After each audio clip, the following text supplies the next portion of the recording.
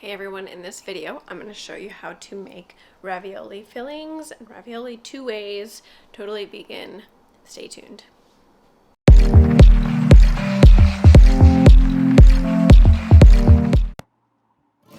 Hey everyone, welcome back to the channel. So to start, we are going to make a vegan parmesan. So to make a vegan parmesan, you want to start by adding 3/4 cup of raw cashews to the bowl of a stand mixer or a food processor. Then we're going to add some pretty basic ingredients, some garlic powder, some nutritional yeast, some salt, and then you just blend it. So that's it. So as I show here, you're just going to blend all of these ingredients together and then set it aside for when we add the tofu to make tofu ricotta.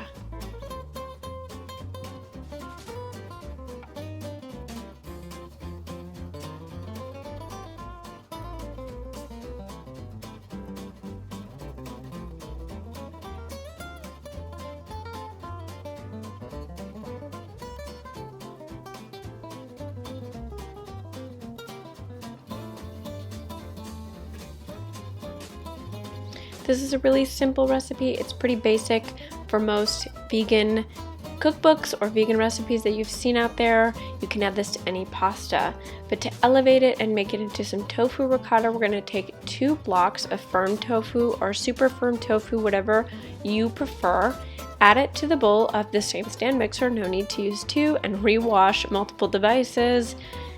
And we will then add some dried or fresh basil, oregano, salt to taste, and black pepper to taste, as well as some additional nutritional yeast and our excellent vegan parmesan that we just made. We're going to blend it all together.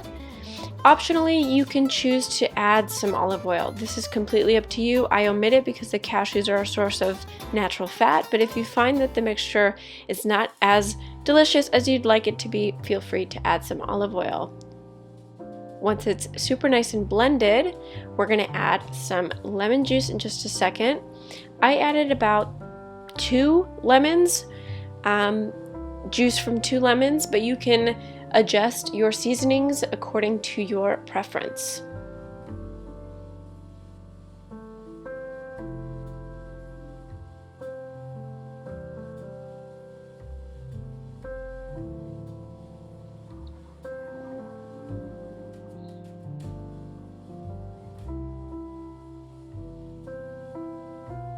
This tofu ricotta also works great in a vegan lasagna or in any sort of baked vegan pasta. So people love, the rigatoni that's baked. Feel free to actually use this as a substitute to ricotta in that dish, or this could be the base of a stuffed shell. So this is a super versatile recipe that can be used for many Italian vegan bakes.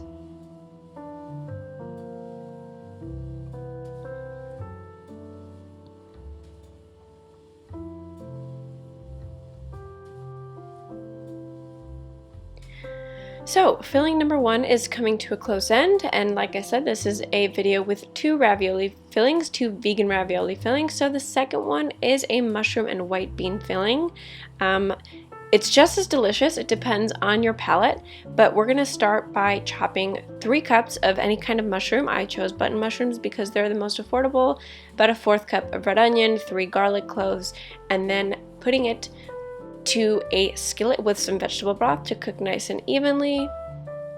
I then added just a pinch of dried sage. Feel free to use fresh if that is what you have.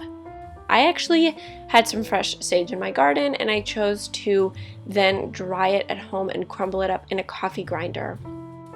Once that's nice and mixed together, we're going to add 2.5 cups of white beans. You can optionally use cannellini beans if you prefer this kind of bean instead.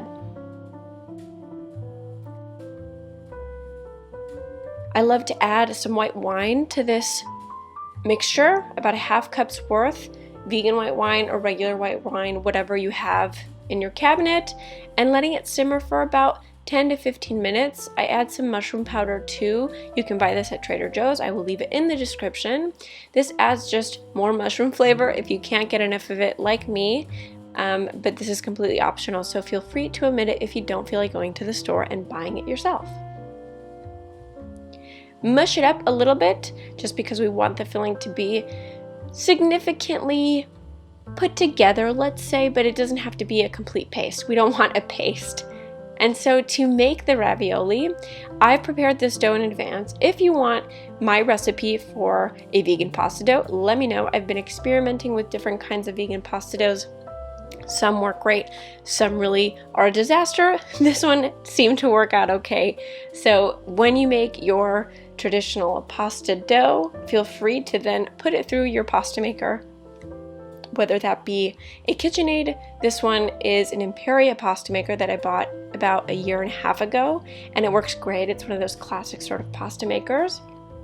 You're gonna run your pasta through it, and the nice thing about ravioli is that it's a pretty simple pasta recipe. All you need is 2 sheets of long, pretty even pasta, and then you will dollop your fillings, cover it with another piece of pasta. Make sure to add a little bit of water onto your pasta in order for it to stick before you apply the second layer, and then gently press it and cut it out with a pasta ravioli cutout or with a knife and a fork. It doesn't have to be anything super fancy. So this is why I really enjoy making ravioli, because in comparison to some very fiddly pastas, this one comes together quite easily.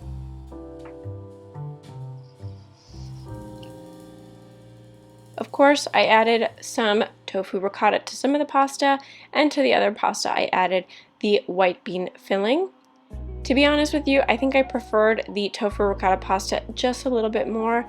I used to love, before I went vegan, the sort of ground beef ravioli, so I found it surprising that I actually really enjoyed a tofu ricotta pasta now as an adult, but I guess taste buds tend to change as we mature.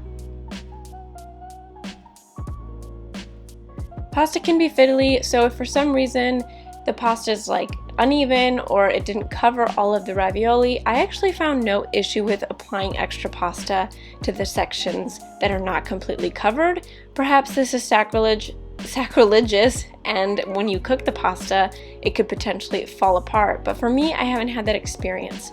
If you are afraid of your pasta falling apart in the water because you've applied several layers of makeshift dough, you can actually bake these two individually without any sauce. We're not making baked ravioli, but with the sauce, we're making individually without the sauce. So choose your method, stick with it, and don't be afraid of a couple mistakes along the way.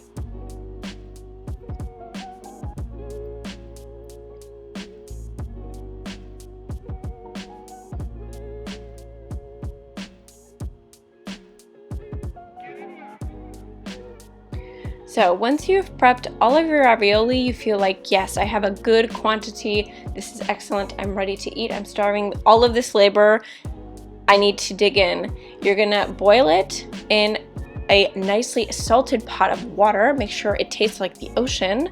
And you will put in, let's say, 5 to 7 raviolis at a time. And you will know when they're done when they start to float. Very similar to other kinds of pasta, especially homemade pasta.